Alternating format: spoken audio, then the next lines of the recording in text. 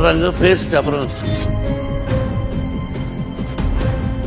தமிழக மண்ணிலேயே தலைவரை பார்த்து யோன்னு சொன்ன அந்த நபர் யாரு? I feel great, my dear lovely friend. Mitra,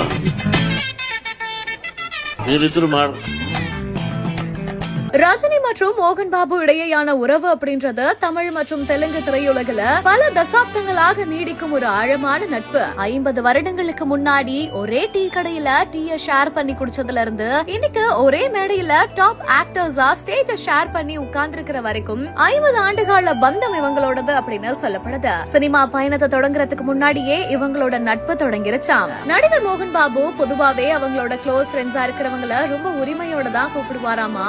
இப்ப கூட நான் ரஜினிகாந்த எங்க சந்திச்சாலும் அவரை நான் பிளடி தலைவான்னு தான் சொல்லுவேன். யாருக்காகவும் நான் என் நண்பன் கிட்ட போலியா நடிக்க மாட்டேன் அப்படின்னு சொல்லிருக்காரு.